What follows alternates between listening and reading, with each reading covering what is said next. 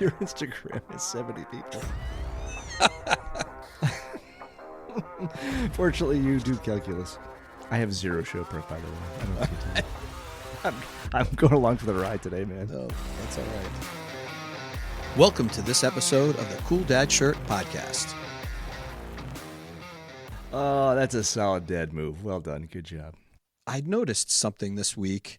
You go to the gas station, somebody's putting gas in their car, and then they decide they're going to take the windshield cleaner, the nice squeegee that the gas station or service station has offered for people to clean their windows, and they proceed to clean their entire car. They give their car an entire car wash, dipping it and redipping it in the muddied water and wiping their car down, and then attempting to squeegee, you know, the rounded and curved bumpers with the little worn out rubber squeegee that's on it. And I've seen this several times in the last 2 weeks. I don't know why it's coming back.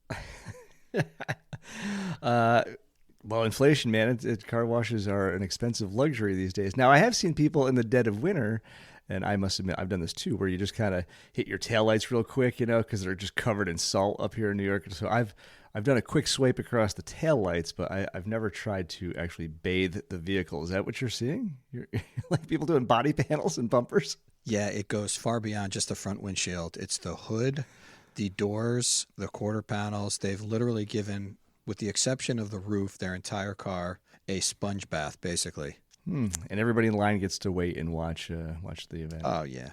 Please, I hope nobody has anything due today or any place they need to be. That's crazy. Speaking of trends, have you noticed, I've noticed a trend when you go get a sandwich or you're out getting lunch or something like that, grabbing a coffee. Young women have really come to love the word absolutely. Absolutely. Yeah, can I just get, can I get extra horseradish on? Absolutely. I get lots of absolutelys. I think there's a real growing trend with young ladies right now. I like that decisiveness, though. Yeah, and it's very enthusiastic. I don't think I have a problem with it. I just all of a sudden I noticed it's a very catchy trend. Keep an eye out for it. I've been hearing, not absolutely, but I got it when someone is taking your order. So we went to Dunkin' Donuts. We ordered a handful of items. The young kid came to the register, and I proceeded to order the first item, and he said, I got it.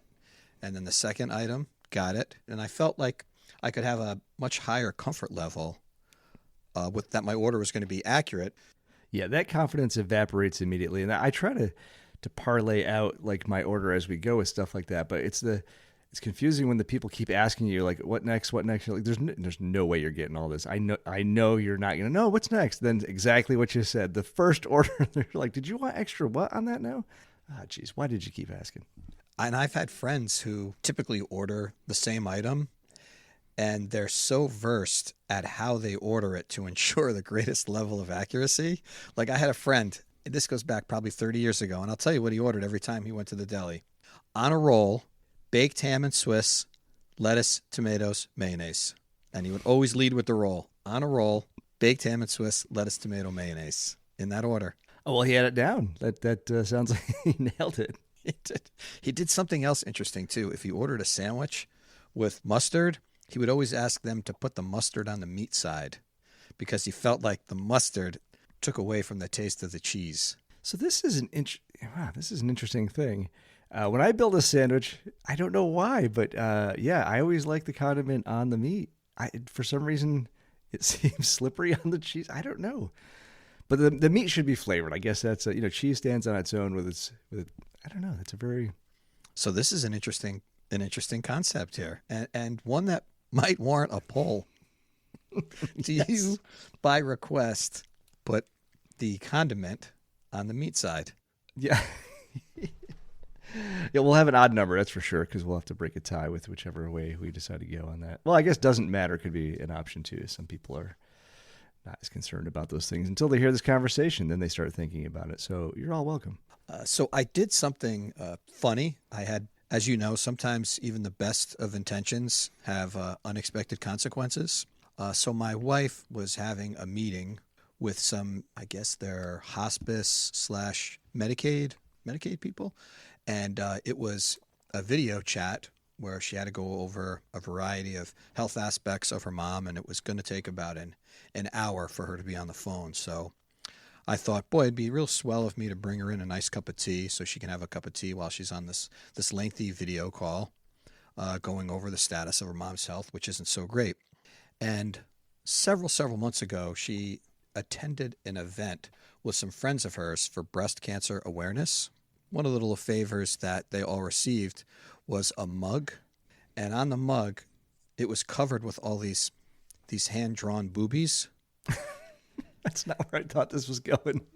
So I know it's a great mug, and it's one of her favorites because it supports and it's a reminder of breast cancer awareness. Unknowingly, I made this delicious cup of tea. I brought it into her and set it down, and she proceeded to talk on the phone for several minutes with the mug in her hand on camera, taking sip after sip on camera with the boobie mug, until finally realizing, she's talking with a healthcare profession, which probably isn't so bad, and hopefully she understood the meaning of it. But many sips later, she realized the boobie mug and her were on camera. This could be inappropriate, yes, but maybe it added some levity to the situation. Maybe. And maybe this segment will make the cut. Maybe it won't. But I did want to tell you that story. That's a good one. Oh, I got another story for you too, Rich. Jeez. If you recall a couple episodes, I discussed how proud I was of the repair job I did on our vehicle, replacing the entire windshield wiper manifold. Mm-hmm. I went down to the auto parts store. I purchased all the supplies I needed and did an excellent repair job of the windshield wipers. They've never worked better. Excellent. A couple days ago, go out to the mailbox. I get some mail, letter from GMC. And what does GMC have to tell me? There's been a recall in the windshield wiper manifold. Please bring your car in so they can replace it free of charge. Free of charge, Rich. Free of charge. I'm wondering if I should go out there and break it and then bring the car in and have them put another one on. The details of the letter describe the exact part and the exact area of wear that was the issue. So that's really funny. And then when you bring it in, they'll be examining it and saying, this looks like somebody twisted it in anger. Yes. Yeah, there's hammer marks on this piece. We can't fix this. I wonder if you had a similar experience. I got a text message from my daughter last night. It was a little TikTok video. It's a video of a young adult teenage girl, and above it it said, "What I say when people ask me what my father does for work." And she's like, "Oh, it's like this thing with technology, and it's complicated, and he does stuff," and clearly showing that she has no idea what her father actually does during his day job. And I thought that probably fits the bill for a lot of dads out there. It does. It's very true. And I've gone through the exercise of trying to explain to them what I do, and not so much just so they necessarily know what I do, but I think it's important for them to understand what types of careers there are out there and what types of fields they could potentially explore. But for my kids, they've culled it down to anytime anybody asks what I do, their reply is, he does calculus or something like that. That's their, don't bother me. There's some numbers involved. I know he works hard. He's probably kind of smart, maybe a little smart. I don't know, but he just does some calculus or something. And we've got killer Wi-Fi at home, so it's all good. We're making it work. Exactly. I'm due for an upgrade any month now. I wanted to ask you, you do enjoy bourbon, correct? I do. I've been trending a little bit more toward the Scotch these days. I kind of like that department a little bit better, but yes, both of those whiskeys I'm learning a little bit about and beginning to enjoy. Do you have what is called an infinity bottle? I do not have one of those, no. Yeah, I've been seeing a couple of videos on this. I'm not sure how it tastes or what the combination of varieties of different bourbons sort of develop from a flavor profile, but I have seen people talking about taking small amounts of varieties of bourbons and combining them into one bottle and making somewhat of their own profile and taste. So that's very interesting. I've never heard it exactly like that. Now in Scotland, where they just call it whiskey, they have blended whiskey or blended Scotch, and I know they take great pains to develop that over a period of time. So a lot of the snobs like to drink single malts, and it is very delicious. But there are a lot of blended scotches out there that are quite tasty too. So it sounds like maybe it's catching on or spilling over into the bourbon market, which is just huge these days, of course. Yeah. Yep. And actually, Mike, I got a guy. Years ago, I was in a whiskey club. I started learning a little bit about this, and this guy Dan, man, he knows everything. If at some point we want to have an authority come on the show and talk about all things whiskey, I got a guy. Yeah, I think that would be great. An excellent episode. Does he have kids? I think he does have kids. I've actually not seen him in a few years. This was all pre-COVID, and he was a little bit younger than me. But he's an expert. We can Photoshop some in. Don't worry. Yeah, he's got to have kids. I'm sure he has kids. We'll put some in. We'll say he does. Do you know a lot about planes? A little bit. I do. I used to, when I was younger, I was really into military aircraft. I used to know an awful lot about that kind of stuff, when I was in college. Yeah, it's interesting. Some people, like even my dad rattles off, like I never knew that he was into planes, but all of a sudden, the last couple of years, he makes all these references like, oh yeah, that's a 737, blah, blah, blah, Boeing, this one's, and all of a sudden he has this in-depth plane knowledge, and I have no idea where it came from, if it's like a hobby or something like that. But all of a sudden I'm like, when did you know so much about planes? And I feel like, I don't know, I don't think it's a necessarily a common thing for like older dads, but it is kind of interesting, I guess. It is well, it's technology and machinery and all the stuff that we kind of like. It's unusual to bump into somebody who has a breadth of knowledge all of a sudden after you've known your father for a while now, I think, right? So it's funny to hear that this is coming out now. Yeah, he's constantly rattling off plane models and makes. So he must be on that old interweb, scouting them out or something. He's got a new hobby, yeah. Yeah, he does like all the military stuff too. He was excited to hear. I swung by the beach, and I guess the Blackhawks and the Apaches, I don't know which is which. Same engine, but different purposes. And one, I think, is filled with armor, and I think one is more cargo-y. Actually, I know the answer to those. If you do. The Blackhawk is cargo, Apache is weapons. Blackhawk is the bigger one, yeah, and the Apache is a very small, highly armored attack helicopter. Yeah. So there was a Blackhawk, probably, I don't know, 1,000 meters off the shore, hovering over the water, probably just about 100 feet or so. And I couldn't tell if they were doing some training exercise or some drills or just some maneuvers, but it was pretty slick. It was real low, just kind of hovering. It would fly around, make a pass, and then come back down, and then just sit and idle and hover, like I said, maybe 40 feet at times, super close to the water. Yeah, that's always cool to see. And a nice tip of the hat to the metric system there with the how many meters offshore it was. Listen, yeah, I got nothing. Followed immediately by 100 feet off the ground. You were mixing units, man. That's how my brain. I do calculus for a living. That's right. Don't forget. And when I say 1,000 meters, I probably mean like 300 feet. I don't know what I mean. But it sounded so military, didn't it? Yeah, oh no, I was digging meters, 1,000 meters. Nautical left. It was at 4 027. clicks. That's 4 clicks. How's a click? 027 click. I've heard that in so many movies. To this day, I've never looked it up. I have no idea when they say it's 7 clicks. I'm like, what is that? We need an authority to come on and educate us in clicks. You are listening to the Cool Dad Shirt Podcast with Rich and Mike. Be sure to follow us on Instagram, where you can post a comment or DM us a question. Thanks for listening.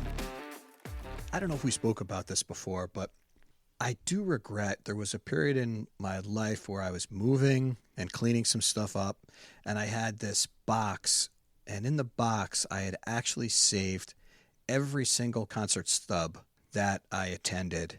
And for whatever reason, just in a hurry and in an effort to clean up and get rid of some old junk, I threw out all those stubs.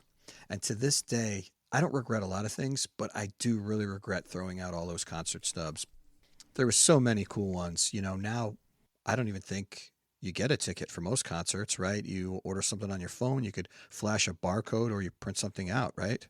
Yeah, it's I have a bunch like you. I think I lost some over the years. Right in the desk behind me right now. I have a bunch sitting there. I just came across the other day, but only a fraction of what I've attended. And it is fun to go back and look. And it was a souvenir that you had, and it was a cool. And if I had a pile of them, I'd turn them into a collage or something.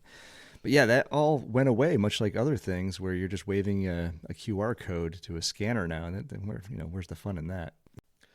I saw this the other day too.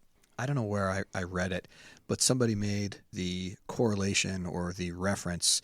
They basically said they should take all the old closed malls and reopen them and make them retirement communities, Interesting. meaning having the same stores that you sort of grew up. And I was thinking about that. Could you imagine there'd be like a food court, which would be awesome.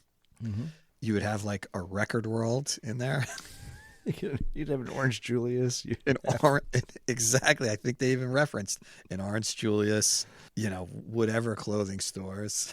But they rattled off all those classic old stores that you grew up with. And every day would be nostalgia. What? There'd be an arcade. What do you think of the Joe Biden mask conspiracy theory? Have you heard this? First of all, wait. I love conspiracy theories. Nancy thinks I'm absolutely crazy. She tells me that I'm smarter than that. And I say, it's not about whether I believe them or I don't believe them.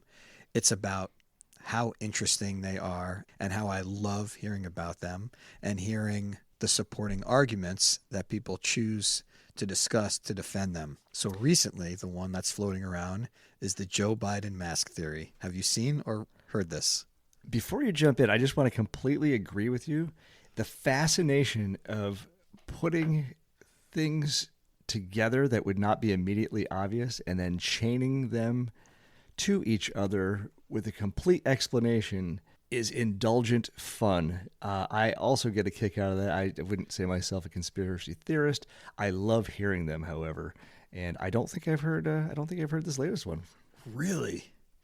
Dude, you've been I'm living under a rock. unplugged, You've been living under a rock. I watch no TV anymore. I can't do it. It drives me crazy. So they are convinced that there's some sort of other figure in there that has a Joe Biden mask on, and they are cutting close-ups, and they're highlighting and circling features or imperfections that they think are in the mask. There was a photograph of him holding his hand up in the air, and it looked like there was a piece of mask or a glove peeling away from his wrist. Oh no! That looked like a big thick chunk of loose skin. And there was another video of him turning and talking to somebody, and there was very thick, wavy wrinkles on the back of his neck where the mask looked and appeared to be all bunched up. See, now I have to go. Now I got to go hunting for this. Now you got to search for this. Yeah. Well, I think he is getting on in years. So, I mean, I guess the conspiracy theory would say they have a younger person playing the role to keep him in the public eye more. Is that the theory? I think for a few reasons. One, not to alarm America, and maybe second, because maybe they don't want Vice President Harris to assume the responsibility of the presidency, and I'm not sure why else. So you think over the coming months they're going to slowly walk him back into lucidity? the actor is going to kind of like, you can't do it all at once. Like it's going to look like he got hit by lightning or something. And so we would have to, dude. We got to temper. We got to ease back into clear and concise sentences. Yeah. Yeah, he's running again, and my God, he's smarter than ever. He's smart as a whip. I don't know how he did it. So I don't know what to make of it. It's interesting though. That's a hoot. I dig it. The other one that I saw was it reviewed in great detail all the astronauts on the Space Shuttle Challenger, and they had photographs. All 7 astronauts, of course, died, right? They had the school teacher on that one. Unbelievably tragic. I remember watching it in school. Mm-hmm. Yeah. Everybody was horrified when the thing exploded. And now somebody has another conspiracy theory that no one actually died. All those people, in fact, are alive and well and have had careers their entire life. One is a professor, One was a school teacher, a lawyer, and they have pictures of, and of course these photos can be aged through software, and Sally Ride is working. Sally Ride is working down at the Starbucks. but they have pictures of them as they look today, with descriptions of their careers and their jobs and their successes, and they are pointing fingers that that also was a hoax, that there was no astronauts actually on the shuttle at the time. It was all for show. Well, the one thing I have learned, and this is the indulgent part of the, and why it's good fun. One thing I've learned about humanity, we're getting to the point now where we've seen a lot of things in life, and the one thing that is, I think, a unarguable truth is that people can't keep their mouths shut. There's no way the NASA covered up all that and that did not come out. There's hundreds of people involved in a launch. There's no way somebody didn't get a book deal out of telling us that they all, that it was an empty shuttle when it went up. The other thing I saw, speaking of NASA, was leaked footage from a satellite in 1972, and it shows that the Earth is not only flat, but there's secret government officials mining precious metals on the other side of the fake ice wall facade. So it's almost like a Truman Show. There's a giant ice wall barrier that no one has ventured behind, and on the other side of that flat Earth, there's all sorts of ridiculous precious metals that NASA's mining. Interesting. So NASA figured out how to get through or over or around. Yeah, they made it right over with one of those fancy 4x4 vehicles, apparently. Those are very versatile, yes. And I think they even referenced, if you look closely, you can see the heavy-duty machinery mining precious metals. Do you have to walk up and like rub it with your hand and then cup your eyes to look through the ice? I got to get on this conspiracy theory train. This is more entertaining than I thought. Yeah, dude, you got to jump on that TikTok. I was trying to think if there's any cool dad movies. I watch a good amount of stuff, but I couldn't really find one and think, oh, that's a pretty good cool dad movie. There's got to be some out there. I think there's some heartwarming stories out there somewhere, but right off the top of my head, I got nothing. Did I ever tell you the story about my uncle setting himself on fire? No, but you have to right now.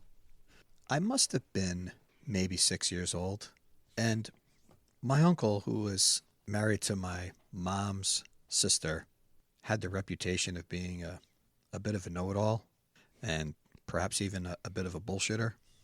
Okay. I believe he worked for a Ford dealership, and he might have been a mechanic there. I'm not sure.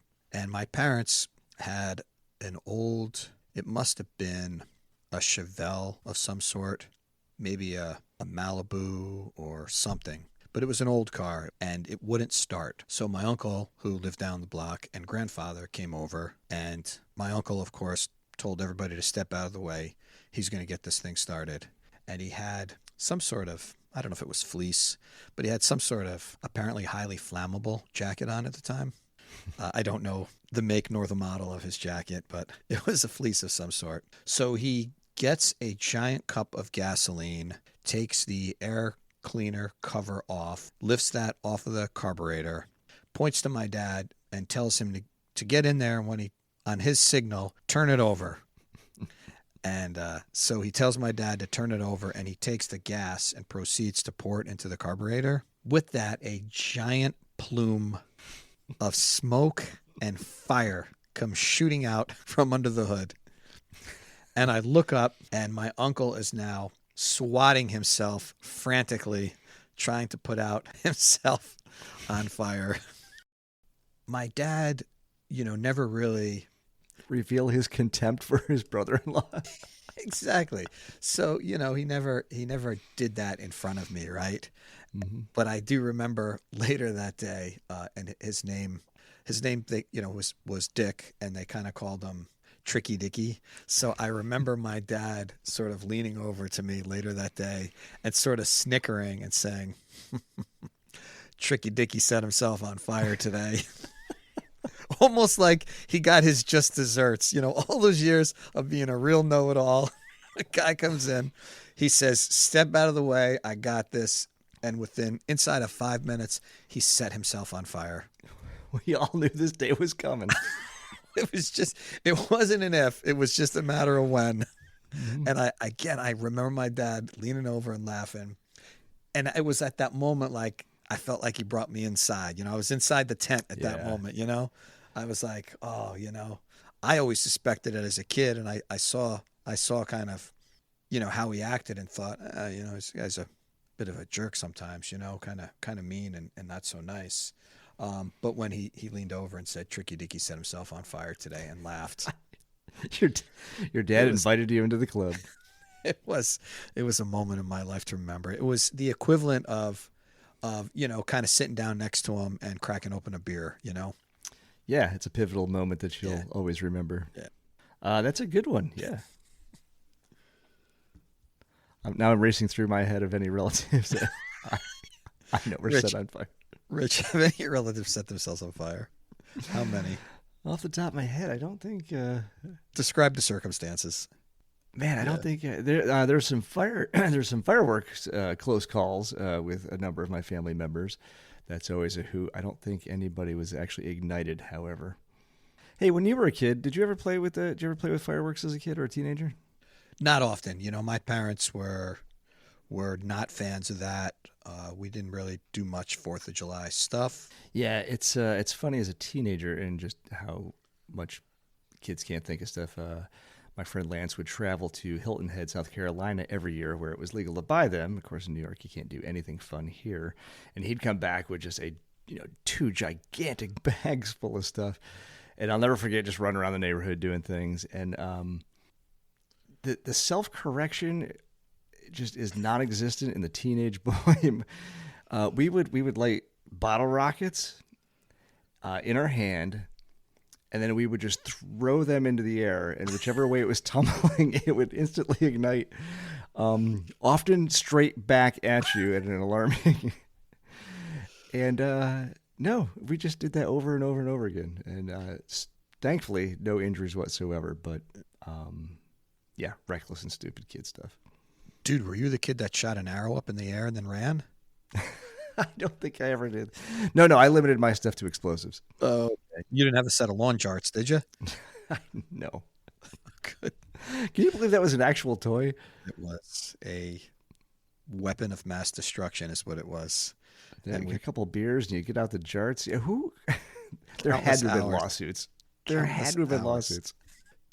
My brother-in-law, he does a nice 4th of July, him and my sister-in-law, not every year, but pretty consistently. They do a pretty nice 4th of July, and boy, he shells out a ton of cash. They usually go down to Atlantic City at some point close to 4th of July, and they swing by Pennsylvania, and he buys this box, and they're sold with, I guess the boxes are sold by name, and he buys the box. It's called Grounds for Divorce. It's this massive box of fireworks. You're getting a proper show. Exactly. It is a really quality show. There's a bunch of things you and I don't line up on, Mike, and the creamy and crunchy thing is one of them. Really? So I'm in the crunchy camp. Yeah, who doesn't like texture, and who doesn't like a crunch? And yeah, what was the other thing? That's a West Coast thing, I think. You take that back. Yeah, interesting. I'm a creamy guy. I always think there's something in my peanut butter that shouldn't be in there, right? Oh, did you have a traumatic experience as a child with? No, but I think, you kind of bite into it and there's some objects in there and you're immediately thinking like, oh, wait a second, something got in my peanut butter. Oh, as a kid, it seems like a lot of. I don't remember doing this myself. I don't think, but a lot of kids like to put potato chips in sandwiches or corn chips. Kids and dads alike. Now we're talking, Rich.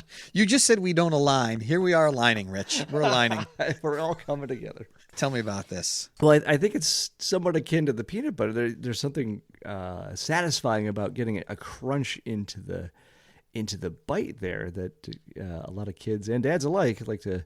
Yeah. To artificially put texture into there, or maybe it's the sport of doing it yourself to seeing what kind of texture you could insert. Well, I'll tell you this. I am not a fan of crunchy peanut butter. However, I love making a peanut butter and jelly sandwich and then putting a bunch of Lay's potato chips in it and then reclosing it. That is fascinating. That combines a nice crunch, an expected crunch, not a surprised crunch like there's something in there that shouldn't be. It's an expected crunch, and it has that savoriness of like the sweetness and the saltiness of the potato chips. Oh yeah, good call. Yeah. It's delicious. Don't knock it till you try it, Rich. No, that's I see where you're going. I'm picking up what you're laying down, man. I got you. I'm having you over. We're going to have some peanut butter and jelly with Lay's original potato chips. Or Utz's. I'm a fan of the Utz. I'm a big fan of the Utz. Yeah, you can't go wrong. He makes a good chip. My mother used to all the time put Fritos into chili. Oh, I've heard that. Yeah. Same kind of idea. You know, you get the extra texture in the chili meal, which was a nice, pleasant addition. I always thought. Here's something I've been meaning to ask you. We talk a lot about coffee. In the summer, do you continue to drink hot coffee, or do you enjoy iced coffee? And if so, is it like an iced coffee? Is it an iced latte? Do you drink it black? I know you don't usually add a lot of dairy to your coffee. Tell me about your summer coffee preference. It's funny, growing up, and one of the problems I always had with drinking coffee, or even like moving to red wine and stuff like that. I guess growing up, you're always associated a beverage as being cold. So it takes a little bit of an acquired taste to move, I think, over to that for a lot of people. Now, interestingly enough, no, I'm still in the hot coffee camp. I like the warm coffees. I get up super early, so it's not like I'm chugging it on an 80-degree day. I'm having my coffee in the 6 to 7 a.m. range. So even on a hot day, it's still not it's not stifling at that time of day. So no, I stick with the hot coffee. Although I do know people do love their iced coffee these days. What about your 3 o'clock cup? That's hot as well, because that's mid-afternoon. That's probably peak heat. You are correct. So typically, my afternoon coffee is usually in the office where it's air conditioned. If I'm working around the house or doing things, I often do not have a second cup. So you come in Saturday afternoon, it's 87 degrees, 90 degrees. You just got done mowing the lawn. You're like, oh, I am parched. Let me brew a hot cup of coffee. I could have a steaming hot diuretic to suck all of the remaining hydration out of me on this blistering day. What's your go-to after a day of hard work? So, yeah, exactly. It's not steaming hot coffee on the no. Okay. Have you made any progress on your green tea, or have you fully abandoned and thrown any remains of green tea into the trash receptacle? I'm trying so hard. I've tried a couple different variances on flavors. I am just forcing myself to drink it just because I think it's good to get all the benefits that come with it. I can safely say the taste has not been fully acquired quite yet. Stick with it. It is good, though. I can feel the antioxidants coursing through my veins. I was thinking about TV shows that actually have theme music, which is kind of a thing of the past. It's funny. I do have to admit, I was actually singing the theme song to WKRP in Cincinnati in the shower the other day. And I was thinking, when that show was on, that intro, it was like a full 60-second. There was like verse, chorus as the intro to the sitcom. That's crazy. Now you're watching, streaming video, and you've got like 3 seconds before you hit the pause button and you're into the next episode. You can't even stop it before the next episode comes on. They do not want to lose your attention. Back in the 70s and 80s, though, every good show, like you said, had at least a 60-second theme song that was well crafted. It had a hook and a half to it. You never stopped singing it. Yeah, Happy Days. How do you not sing the intro to that? And it was all sold on a record somewhere. You could go buy it. You're like, yeah, Laverne and Shirley. Even Cheers. Remember Cheers had a great opening. Hill Street Blues was a legendary one. There was so many shows. The WKRP in Cincinnati. Every show had a great theme music. You don't get that anymore. That was part of the formula back in the day. Again, another great thing that's been lost to the ages. Yeah, so my uncle set himself on fire. Joe Biden mask theory. Check. Got it. Car wiper recall. I mean, this is a masterly produced production. Smash that like button.